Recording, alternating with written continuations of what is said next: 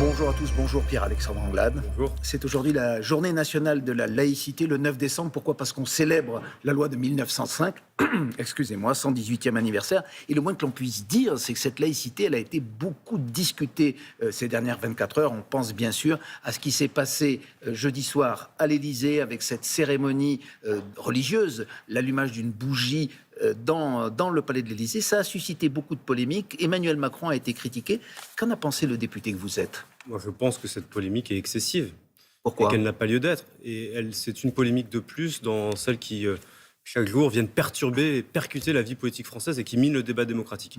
Le président de la République, il n'a pas participé à une cérémonie religieuse. Il recevait un prix qui lui était remis pour la lutte que mène la France contre l'antisémitisme. Et il n'a pas allumé une bougie de Hanouka. Il a allumé une bougie du souvenir en mémoire des disparus de la Shoah. Il faut quand même faire la différence entre ce qui peut être rapporté ça et là par certains. Respectons les faits. Et une bougie a été allumée à l'Élysée, c'est ça qui est reproché. Opposants. Oui, mais je trouve que tout ça est excessif. C'est le président de la République, c'est un rempart. Il est un rempart contre les intégristes de tout poil qui veulent mettre à mal la laïcité. Il est un rempart contre ceux qui visent notre pays, parce que je rappelle que la France est menacée par les terroristes, notamment parce qu'elle applique ce principe de laïcité. Et donc cette mauvaise polémique qui est faite au président de la République, elle est totalement injuste parce que, je le redis, le président de la République est un rempart pour protéger la laïcité à la française. Certains lui ont quand même reproché de vouloir par ce geste, ou l'acceptation de ce geste plus exactement, compenser ou faire oublier son absence à la marche contre l'antisémitisme le mois dernier. Non, encore une fois, il n'y a pas de... La remise de ce prix était prévue de très longue date. Bien avant la polémique, là encore, qui avait... susciter l'histoire de la marche contre l'antisémitisme. Mais là encore, vous étiez d'accord avec le président ? Il avait eu raison de ne pas aller ? Oui, moi je crois que le président de la République a raison de ne pas se déplacer dans ce qui peut être des marches ou des manifestations. Ce n'est pas forcément son rôle. Le gouvernement était représenté par la Première ministre, par les ministres du gouvernement, par les députés de la majorité. Je comprends la polémique qu'il y avait pu avoir alors, mais celle d'aujourd'hui est pour le coup réellement déplacée. En tout cas, cette polémique, elle s'inscrit dans un contexte de tension en France. Et cette tension, elle vient de ce qui se passe au Proche-Orient avec la poursuite de la guerre à Gaza. Les États-Unis, cette nuit, ont posé leur veto contre une résolution qui demandait un cessez-le-feu humanitaire. La France est favorable à ce cessez-le-feu. Que pensez-vous de cette situation où finalement la France et l'Europe sont spectatrices ? Il y a trop de souffrance. Il y a trop de souffrance à Gaza. Il y a trop de morts civiles, il y a trop de souffrance, il y a trop d'incertitudes. Et donc il faut qu'une trêve et un cessez-le-feu durable puissent advenir. C'est la position que défend le président de la République depuis le début de ce conflit avec d'autres partenaires. Il y a eu une trêve à un moment donné pour permettre la libération de certains des otages et certains de nos otages. Il reste encore beaucoup d'autres otages à Gaza, dont des Français. Ne l'oublions pas. Et donc il faut que la paix puisse revenir pour protéger les civils.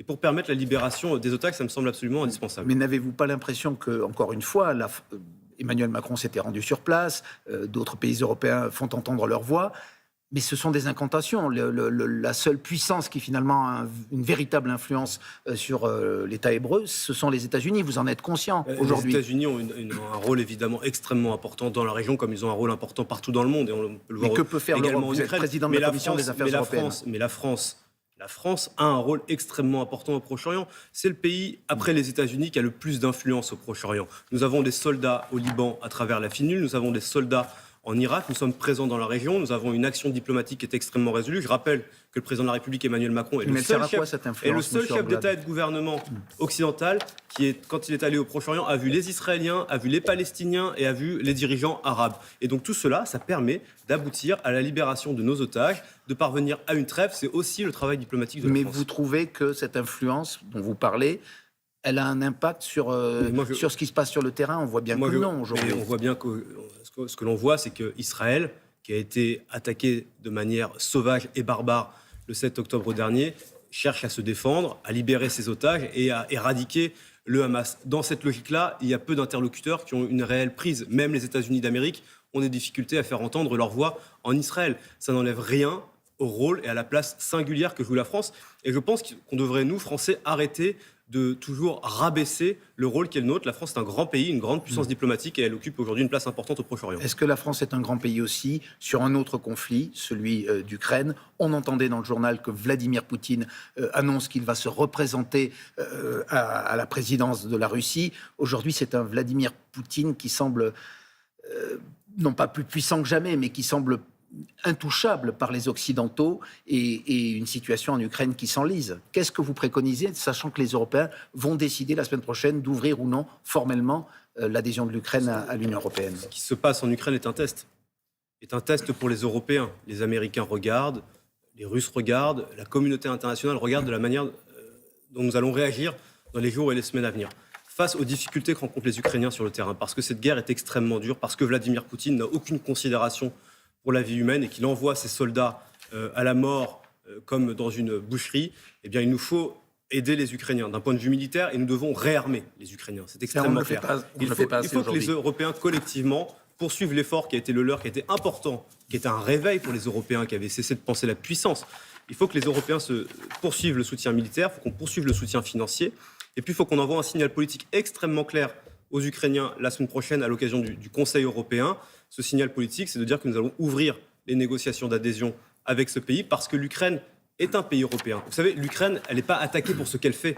Elle n'agresse, ne menace personne. Elle est attaquée pour ce qu'elle est, c'est-à-dire un pays libre, démocratique, et qui a fait le choix de se tourner vers l'Europe. Monsieur Anglade, les pays européens, y compris Emmanuel Macron, ont semblé assez frileux, en tout cas sur la procédure d'adhésion de l'Ukraine à l'Union européenne pour l'instant. C'est loin d'être fait. Mais vous avez raison de dire que si des négociations d'adhésion étaient ouvertes, l'Ukraine ne rentrerait pas demain dans l'Union européenne. C'est un long processus. Il y a des réformes à mener en Ukraine qui sont importantes, qui doivent continuer d'être menées, même si les Ukrainiens font des efforts.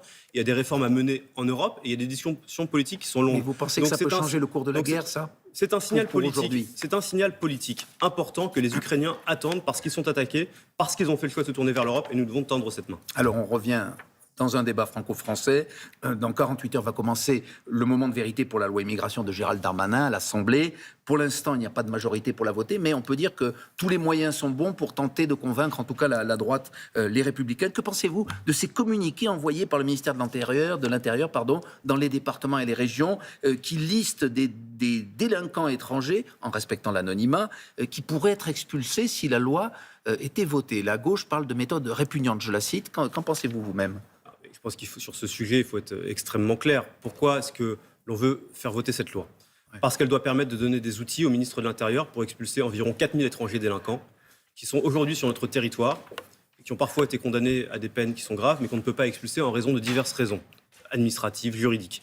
Et donc la proposition de loi qui est défendue par le gouvernement, le projet de loi, permet de lever ces restrictions. Et ce que le ministère de l'Intérieur manifestement a dû faire avec ses communiqués, c'est de montrer aux préfets... Mais ça vous choque pas qu'on demande aux préfectures de dresser ces listes, même si on respecte l'anonymat, encore une fois? Parce qu'on les connaît, ces personnes. Les préfectures font un peu le job, excusez-moi, de propagande de Gérald Darmanin pour sa loi. Ça ne... Non, il y a pas ne confondons pas tout. Que le ministre de l'Intérieur et que le ministère de l'Intérieur sachent quels sont les étrangers délinquants qui pourraient être expulsés si la loi était mise en vigueur, ça me semble être tout à fait naturel. Donc il faut sortir un peu, là aussi, des polémiques qui habitent ce texte. On a besoin d'un texte de fermeté, parce qu'il y a aujourd'hui des situations qui empêchent d'être efficaces en matière migratoire, et puis qui répondent aussi à des besoins d'humanité. On facilite le travail pour les demandeurs d'asile. Vous savez, quand vous êtes demandeur d'asile, vous arrivez dans notre pays, il faut parfois des mois, des années avant de pouvoir travailler. Là, lorsque votre situation est avérée, vous pourrez travailler plus rapidement. Donc il y a de la fermeté, il y a de l'humanité, c'est un bon texte. Et c'est des mesures, c'est des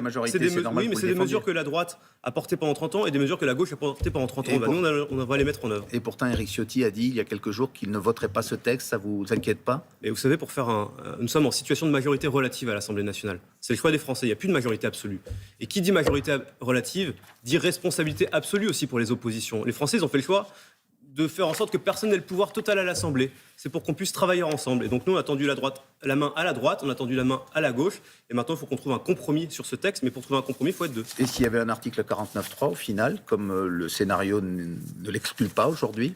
Moi, je ne me place pas dans ces dispositions. Je suis convaincu qu'il y a une majorité à l'Assemblée sur ce texte. Il faut qu'on travaille. On a 2 semaines de débat qui vont commencer lundi à 16h, qui vont nous emmener jusqu'au 23 décembre. Et donc, on doit être capable de trouver cette majorité, parce que c'est un texte utile et attendu par les Français. Vous serez en tout cas dans l'hémicycle vous-même lundi. Merci beaucoup, Pierre-Alexandre Anglade, président de la Commission des Affaires européennes. Merci à vous. C'est la suite de Télématin.